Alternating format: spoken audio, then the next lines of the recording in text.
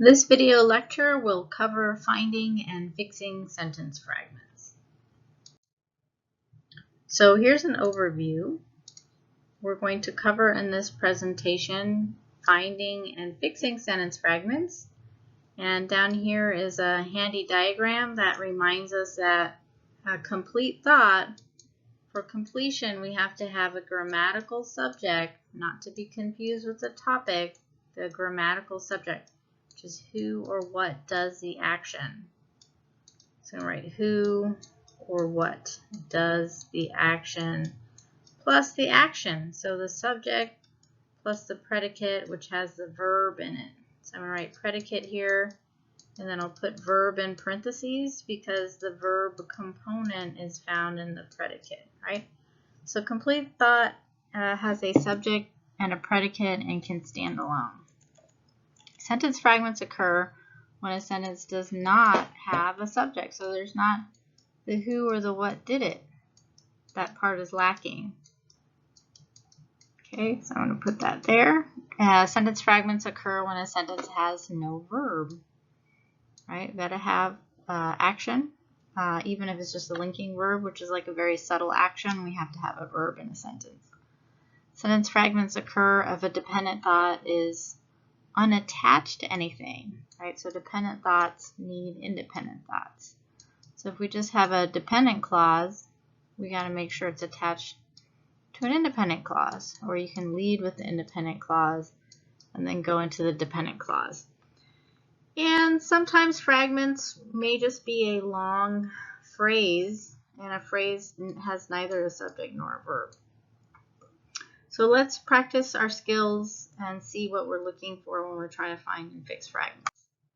So here's some examples of very common types of sentence fragments. Now these are going to look really obvious because they have been isolated out of a paragraph onto a slide. Now if these sentences were all put together in one paragraph, it would be harder to recognize that these are fragments. So when you're proofreading, a good idea is to go really slowly and treat each sentence independently and see, are they grammatical, and don't just read for the main idea in the paragraph. So if you're proofreading for grammar, you're really going to try to isolate each sentence and see, does it satisfy the subject predicate rule and express an independent idea that can stand alone. Right? So here's some examples. We have being that is 105 degrees outside. So if I just say that, you're like, well, what happens? What does it mean? What is it that is happening or occurring since it's 105 degrees outside? Right? So we could say, being that is 105 degrees outside, I'm going to stay indoors where it's air conditioned, right? So we have some other thought that links up with the fact that it's really hot outside. We can't just leave it like that. When it cools off. So when is a subordinating conjunction. It's in our Wabbits menu, which is when, although, because, before, if, though, since. So that's a little mnemonic device to remember what are called subordinators. So if you have a subordinator, that means you're making a dependent thought, and the dependent thought has to be attached to an independent thought. So even though we have a subject, we have a verb. By virtue of having a subordinating conjunction, it can't stand alone. So it doesn't satisfy the standalone definition for a complete thought. And then here we have walking the dog down to the park. So who is walking the dog? So we're missing a subject here. So these are examples of sentence fragments. They're pretty obvious when I put them on a slide like this. They're harder to catch when they're in a paragraph. So let's do that. We're going to call this sentence fragments in context. So here I've written a little tiny, it's not really a paragraph, but 1, 2, 3, 4, 5, like 6 really short sentences. This is just for us to understand this on a simple level. So let's read it. Joe went to the gym to exercise. He did weights and cardio, did 25 squats with 200-pound weights, then crushed cardio with a 3-mile run. He finished leg day with a sense of accomplishment, putting in his best effort. Now I'm going to pause for a minute. I'm going to ask you to look at this, and I want you to identify the sentence fragments. So there are there's 3 fragments in this group of 6 sentences. So I'm going to pause for a minute and let you find them.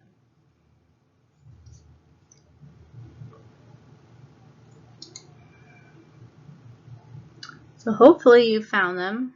So here's one fragment. So hopefully what you're asking yourself is, who did 25 squats? So we're missing a grammatical subject. So we could use the pronoun he. He did 25 squats, right?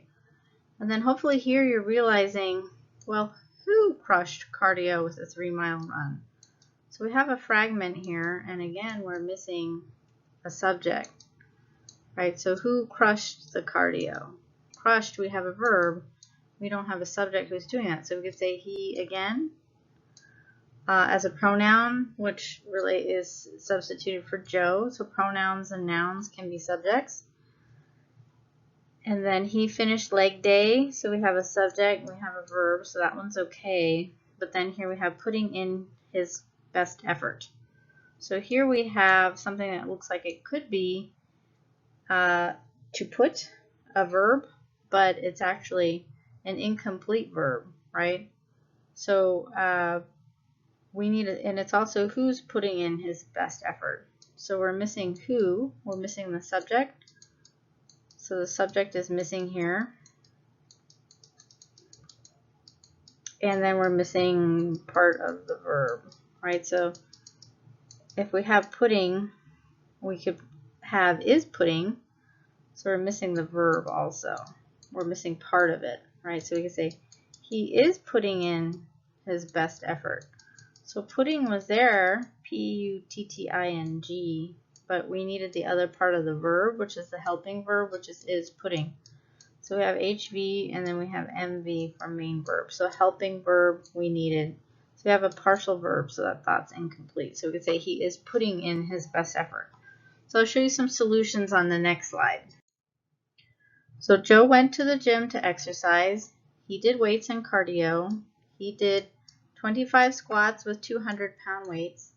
Then he crushed cardio with a 3-mile run. He finished leg day with a sense of accomplishment. Joe put in his best effort. So I just changed putting and then just made it plain present verb tense. So Joe put in his best effort. So there's lots of different ways of solving it. You could just add in the helping verb, or you could just replace that ing word with a simple verb if it works with the verb tense that you've already started with. So trouble spots are something called a verbal. So verbals are infinitives, gerunds, and participles. So without making this overcomplicated, an infinitive form usually starts with to, right? So to look, to draw, etc. So when you see to in front of what looks like a verb, it's called an infinitive, and it usually turns into a noun, right? So rather than being a verb, that's actually a noun. Gerunds are ing words, so we could say cooking, we could say reading, say walking. These are gerunds. So gerunds are ing words that are not verbs. They're being used actually as a noun in a sentence. And then participles are modifiers, right? So for instance, to burn is a verb, right? You burned your steak, or you burned your toast, right? But if I say burnt toast, we now are using a participle as a modifier for that fact that that toast is a little bit darker or blackened, a little bit darker than you wanted your toast, so it's burnt toast, okay? So verbals look like a verb, but they cannot act as a verb. So the reason why I'm covering this is sometimes I'll see someone write a sentence and it looks like it has a verb in it, but the person writing that sentence doesn't actually realize that that is a verbal that they've used, which is not a true verb. So they would have to go in, know when they're proofreading that they've used a verbal and not a verb, and then make a substitution, make a change accordingly. So here's some examples. Joseph learned to bake, starting by kneading the dough.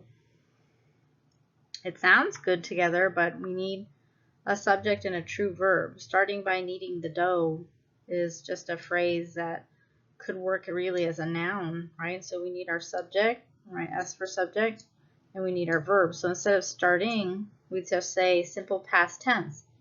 He started by kneading the dough. Now here's another example. Samantha learned to draw. To draw people, she learned some simple shapes and built on these fundamentals. So when I say this out loud, it sounds fine, but when you look at it, it looks very awkward because we just have to draw people and then a period, right? So in writing, it's different from when you in speech, because now we have to deal with things like punctuation marks and things like that. Capitalization in writing. So it's a different convention than in speech. So let's look at it here when it's fixed. Samantha learned to draw, period. In order to draw people, comma, she learned some simple shapes and built on these fundamental skills, right? So we've added in a nice fluid phrase instead of to draw people. So we'd say in order to draw people, and then we need to have a comma and then attach it to the complete thought. She learned some simple shapes and built on these fundamental skills.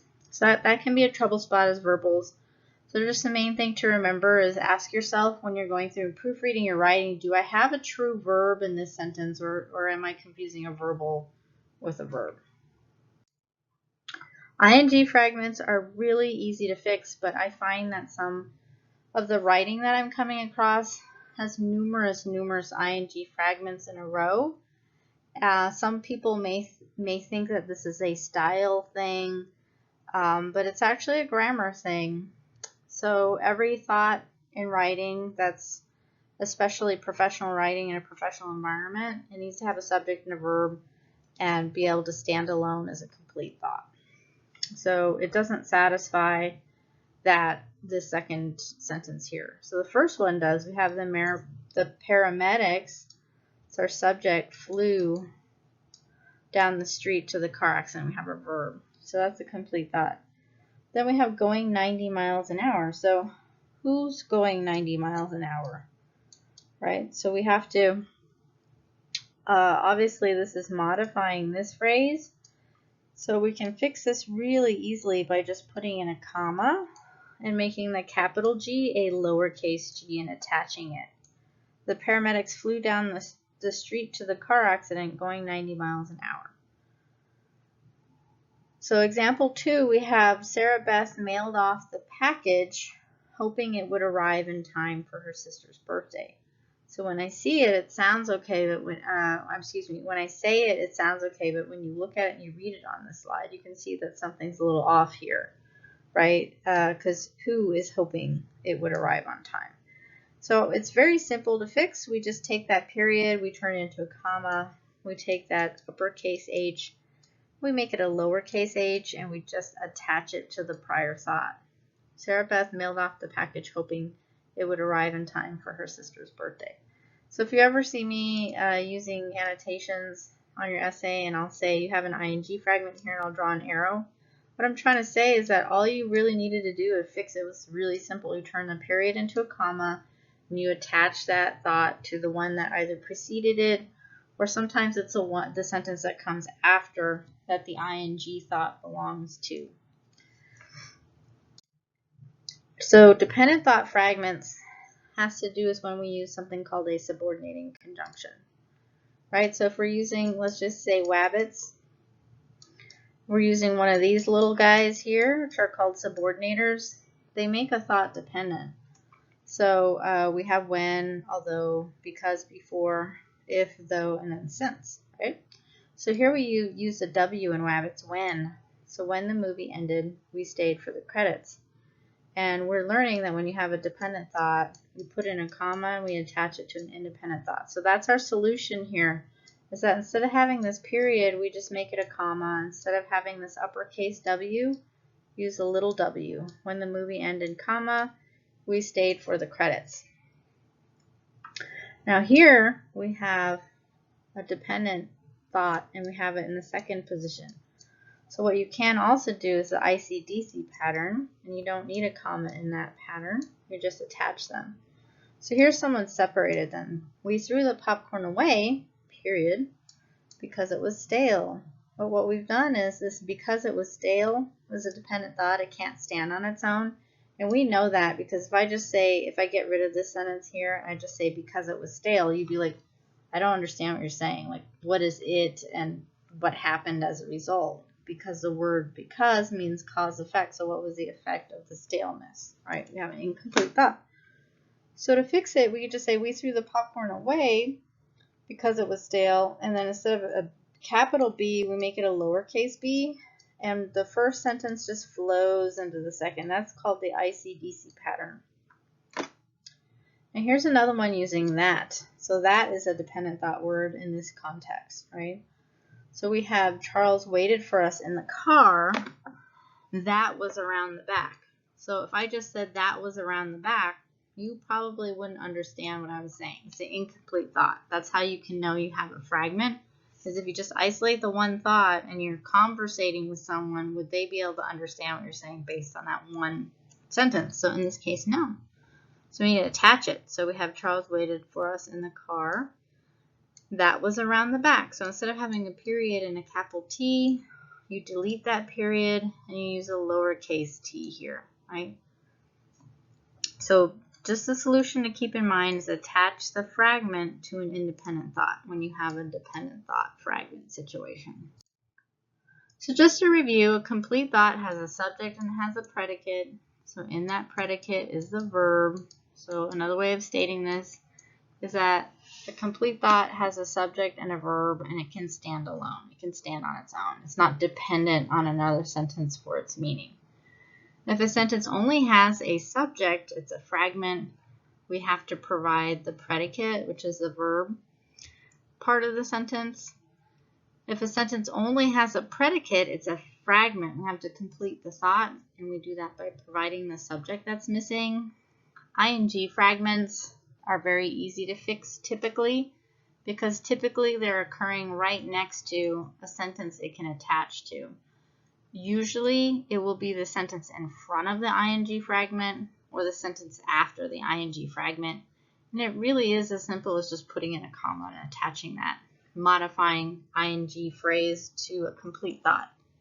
Dependent thoughts fragments can be fixed by attaching it to an independent thought. So if you're in a situation where you're using a wabbit, just take that sentence using a wabbit and put it in front of an independent thought or put it after an independent thought. And that is the DC, IC pattern, or it is the IC-DC pattern, which has no comma in it. And then beware of verbals. Verbals are tricky. They look like verbs, but they're not actually verbs. So you have to always check that a sentence has a true verb for completion. So hopefully at the end of this quick lecture and doing an activity based on finding and fixing fragments, you will be a very competent and confident proofreader and editor of your own work.